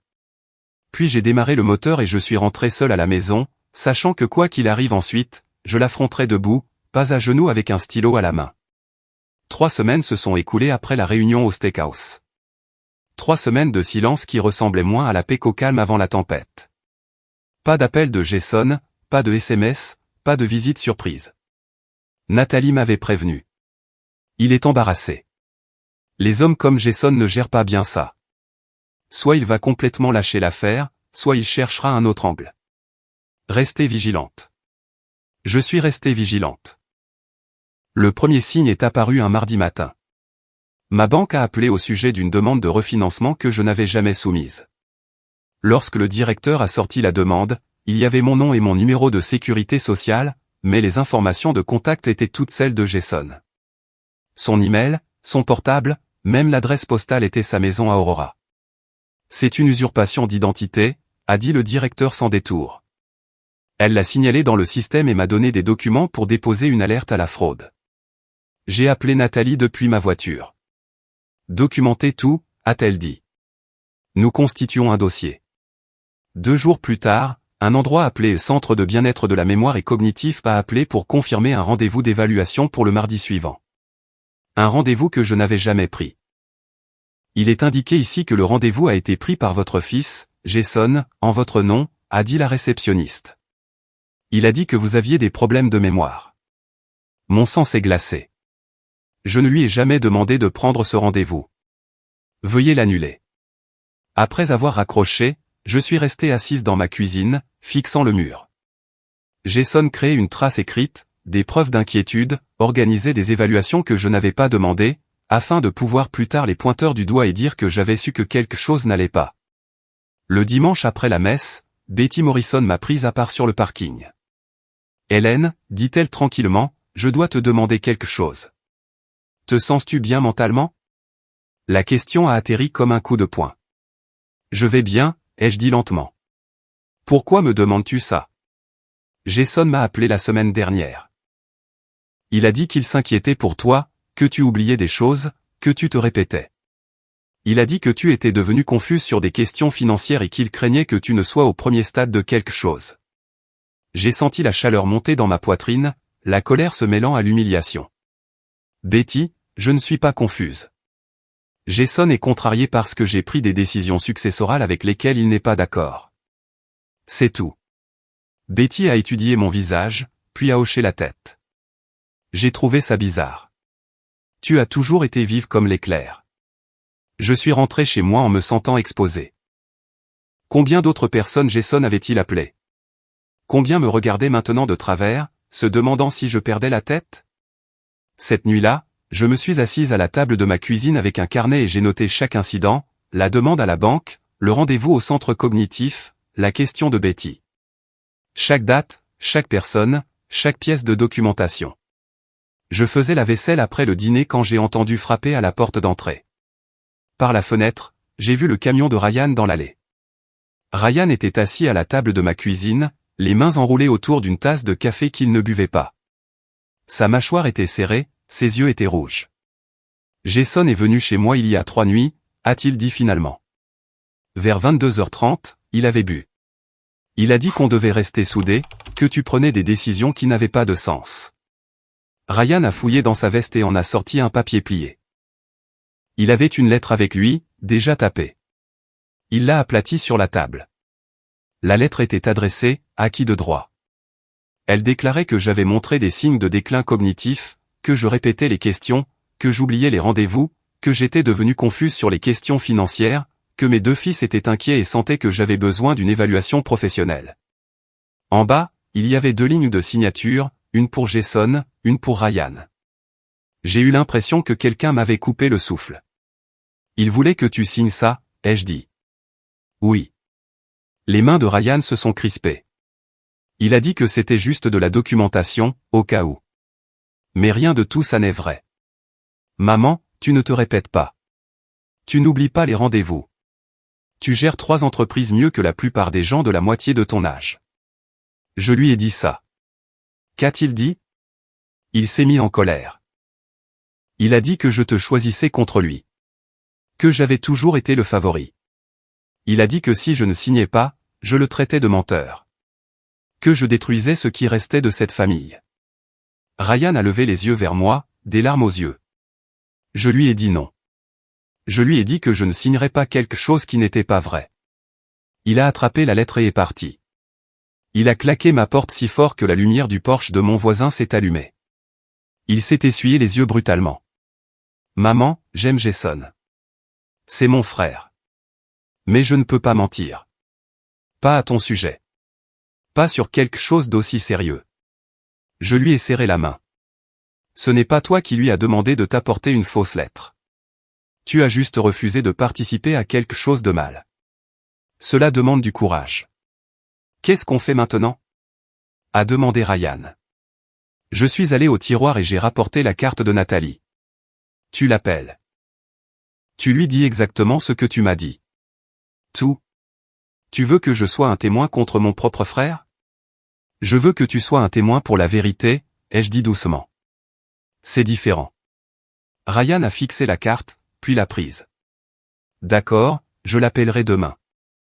Après le départ de Ryan, j'ai appelé Nathalie et lui ai expliqué ce qui s'était passé. Elle m'a rappelé dans les 20 minutes. Nous devons demander une ordonnance de protection, a-t-elle dit. Jason intensifie ses actions. La fraude bancaire, les rendez-vous médicaux, les rumeurs, et maintenant il essaie de faire signer une fausse déclaration à Ryan. C'est un schéma. Nous montrons les preuves au juge et demandons au tribunal de lui interdire d'accéder à vos informations financières ou de se présenter comme votre agent. Ira-t-il en prison, ai-je demandé, surprise par la peur dans ma propre voix. Pas nécessairement. Nous ne cherchons pas de charges criminelles pour l'instant. Nous cherchons une protection. Mais s'il viole l'ordonnance, il pourrait y avoir des conséquences pénales. J'ai pensé à Jason petit garçon, à lui apprendre à faire du vélo, à sa remise de diplôme au lycée. Puis j'ai pensé à sa voix à travers cette porte de bureau, aux mots, malléables, à lui essayant de faire mentir Ryan. Faites-le, ai-je dit. Déposez tout ce que nous devons déposer. Le tribunal ordonnera probablement une médiation d'abord, a expliqué Nathalie. Les 2 parties s'assoient avec un tiers neutre et essaient de résoudre les choses avant que cela n'aille devant un juge. Cela donne à chacun une chance de s'entendre sur les termes, et si nous ne pouvons pas nous entendre, alors nous allons au tribunal et laissons un juge décider. Nous avons raccroché et je suis restée assise dans ma maison silencieuse, sentant le poids de ce qui allait arriver. J'ai pensé au dîner de famille que nous avions, au Noël avec les petits-enfants, à la vie que j'avais imaginée quand mes fils étaient jeunes. L'un était devenu celui qui défendait la vérité même quand ça faisait mal. L'autre était devenu celui qui essayait de falsifier des documents et de répandre des mensonges. J'ai pleuré la perte de la famille que je pensais avoir, mais je n'ai pas regretté de m'être protégé. 2 semaines plus tard, une lettre recommandée est arrivée. À l'intérieur se trouvait un avis du palais de justice du comté, une date de médiation, une heure et un lieu où tout cela allait se jouer. J'ai tenu l'enveloppe dans ma main et j'ai réalisé qu'il n'y avait plus de retour en arrière possible. Nous nous dirigions vers une pièce où la vérité serait dite à voix haute, où des preuves seraient présentées, où un tiers déciderait qui avait raison et qui avait tort. J'ai posé l'avis sur mon comptoir de cuisine et je me suis préparé une tasse de thé. Puis j'ai appelé Nathalie et j'ai dit 2 mots. Je suis prête. Le palais de justice du centre-ville avait des détecteurs de métaux à l'entrée, des gardes de sécurité vérifiant les sacs, le genre de bâtiment où des choses sérieuses se passaient. Nathalie m'a retrouvé dans le hall. Elle portait un tailleur gris, ses lunettes à monture rouge, et portait une mallette qui semblait plus lourde que d'habitude. « Prête ?» a-t-elle demandé. J'ai hoché la tête, bien que mon estomac soit noué. La salle de médiation était au 3e étage. Des murs beige neutre, une longue table de conférence, des fenêtres donnant sur la ville. Une femme aux cheveux gris avec des yeux bienveillants et une colonne vertébrale d'acier était assise en bout de table. La médiatrice. Jason était déjà là avec son avocat, un homme plus jeune qui jetait des regards nerveux à la pile de dossiers que Nathalie transportait. Ryan était assis à côté de moi, assez près pour que nos coudes se touchent. Courtney était absente. La médiatrice s'est présentée comme Madame Morford et a exposé l'objectif, traiter ma demande d'ordonnance de protection concernant le harcèlement financier et discuter des renonciations formelles à la succession. Jason a ricané quand elle a prononcé le mot « harcèlement ». C'est ridicule, a-t-il marmonné. J'essayais d'aider ma mère. Madame Morford a levé la main. Monsieur Parr, vous aurez l'occasion de parler, mais d'abord, examinons les preuves qui ont été soumises. Nathalie a branché son ordinateur portable sur l'écran mural et a appuyé sur lecture. La voix de Jason a rempli la pièce, claire, sans équivoque, l'enregistrement du bureau de la laverie. Si nous attendons qu'elle perde vraiment la tête, nous perdons le contrôle du calendrier. Il faut qu'elle signe maintenant, pendant qu'elle est encore malléable. La voix de Courtney a suivi. On monte un dossier. La capacité est une zone grise. Le bon évaluateur, le bon récit, et on peut faire voir à un juge qu'elle n'est plus apte à gérer ses propres affaires. Jason s'est agité sur son siège, le visage rougeoyant. Puis est venu l'audio du steakhouse, ses propres mots flottant à nouveau dans l'air. Signe, maman, ou nous te ruinerons. L'expression de la médiatrice n'a pas changé, mais je l'ai vu prendre une note. Lorsque les enregistrements se sont terminés, Nathalie a cliqué sur l'élément suivant. Une capture d'écran de l'alerte à la fraude de la banque montrant l'email et le numéro de téléphone de Jason sur une demande de refinancement que je n'avais jamais soumise. Puis, une lettre de la clinique de la mémoire confirmant un rendez-vous d'évaluation que je n'avais jamais pris. Puis, la déclaration écrite de Betty Morrison sur l'appel de Jason pour répandre des inquiétudes sur mon état mental. Enfin, la déclaration écrite de Ryan sur Jason lui demandant de signer une fausse lettre documentant mon prétendu déclin cognitif. L'avocat de Jason a chuchoté de manière urgente à son oreille. Tout ça est complètement disproportionné, a dit Jason, la voix cassée. J'essayais de la protéger. Elle a 68 ans. Elle dirige des entreprises. C'est stressant. J'étais proactif. Proactif, a répété lentement Madame Morford. C'est comme ça que vous appelez le fait d'ouvrir des demandes de prêt au nom de votre mère en utilisant votre email ou de demander à votre frère de signer une déclaration disant qu'elle est confuse alors qu'elle ne l'est pas? La mâchoire de Jason s'est crispée. Aucun argent n'a réellement bougé. Rien ne s'est encore passé. Nathalie a dit, vous avez tenté de déplacer de l'argent. Vous avez tenté de monter un faux dossier. C'est ce qui compte ici. Madame Morford a joint les mains et s'est tournée vers moi. Madame Parr, quel résultat recherchez-vous aujourd'hui? J'ai regardé mon fils, mon premier-né, l'enfant que j'avais tenu pendant ses fièvres, l'adolescent que j'avais puni pour s'être faufilé dehors, l'homme qui avait marché à mes côtés au mariage de Ryan. Je ne veux pas voir Jason me noter, ai-je dit tranquillement. Je ne veux pas que ses enfants lui rendent visite en combinaison de prisonnier, mais je ne passerai pas non plus le reste de ma vie à regarder par-dessus mon épaule, me demandant ce qu'il essaiera ensuite. Ma voix s'est affermie. Je veux qu'il lui soit légalement interdit de toucher à mes actifs, de se présenter comme mon agent. Je veux qu'il signe une renonciation à toute réclamation sur ma succession au-delà de ce que je choisis de lui laisser. Et je veux qu'il me laisse tranquille, à moins qu'il ne soit prêt à se comporter à nouveau comme un fils, et non comme quelqu'un qui essaie de me voler. Jason a tressailli comme si je l'avais giflé. Madame Morford l'a regardé. Étant donné les preuves sur la table, je me sens obligé de noter que si votre mère choisit de porter des accusations criminelles, cela pourrait entrer dans une autre arène. Nous essayons de le résoudre ici à la place. Signer une renonciation et accepter une ordonnance de non-contact contribuerait grandement à éviter cela. Son avocat a chuchoté à nouveau, plus urgemment.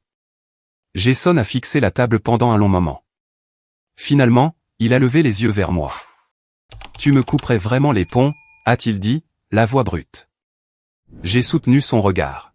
« C'est toi qui l'as fait. » Une menace, une connexion frauduleuse, un mensonge à la fois. Il y avait un stylo devant lui. Il l'a fixé de la même manière qu'il fixait autrefois les clés de ma voiture quand il était adolescent, sachant que le prendre signifiait franchir une ligne qu'il ne pourrait pas défranchir. Il l'a pris. La pièce était si silencieuse. Je pouvais entendre le grattement de l'encre alors qu'il signait son nom sur la renonciation, sur l'accord de non-contact, sur la reconnaissance de mon plan de succession existant. Quand il a fini, il a laissé tomber le stylo comme s'il l'avait brûlé. « Tu le regretteras » a-t-il marmonné. « Peut-être, ai-je dit. Mais je regretterais davantage de confier le travail de ma vie à quelqu'un qui a menacé de me ruiner. » Je suis sorti de ce bâtiment en pleine lumière du jour, me sentant à la fois plus légère et plus seule que je ne l'avais été depuis des années. 6 mois ont passé. Mon monde est devenu plus petit à certains égards et plus grand à d'autres. Plus petit parce que Jason et sa famille en ont disparu. Plus de SMS d'anniversaire. Plus de photos des petits-enfants. Mon téléphone restait silencieux pendant les fêtes, ce qui faisait plus mal que je ne veux l'admettre. Plus grand, parce que les vides ont laissé de la place pour d'autres choses. J'ai rejoint un groupe de femmes retraitées au centre communautaire. Toutes des vétérans d'un service ou d'un autre. Nous échangions des histoires sur les déploiements, les exercices et la façon étrange dont les gens supposent que les cheveux gris signifient l'impuissance. J'ai passé plus de temps au chalet avec Ryan et sa femme, apprenant aux petits-enfants à appâter un hameçon et à faire des ricochets. Nous parlions ouvertement des limites, de l'argent, de la façon dont l'amour n'est pas quelque chose que l'on peut exiger, mais quelque chose que l'on investit dans les gens au fil du temps. J'ai créé un petit fonds de bourse d'études au collège communautaire pour les femmes de plus de 50 ans qui lancent leur première entreprise. Chaque fois que je signais un autre chèque, je pensais à la petite maison de mes parents et à la première laverie avec ses machines cliquetantes. Parfois, tard dans la nuit, je m'asseyais à la table de ma cuisine avec une tasse de thé et je me permettais de me souvenir de Jason petit garçon, tenant un dessin au crayon d'une maison, déclarant qu'il m'achèterait un manoir un jour. Dans ces moments-là, le chagrin s'insinuait. Mais le chagrin est différent du regret. Le regret aurait été de signer ses papiers au Hunter's Steakhouse. Le regret aurait été de rester silencieuse quand il a commencé à parler de me ruiner. Ce que je ressentais à la place était une sorte de paix durement gagnée. Un après-midi, Ryan et moi nettoyions de vieilles boîtes dans le garage. Il a sorti mon sac de sport délavé de l'Air Force et l'a posé sur l'établi. « Qu'est-ce que c'est » a-t-il demandé. Je l'ai ouvert, sortant ma vieille veste d'uniforme. Les écussons étaient usés, le ruban nominatif effiloché.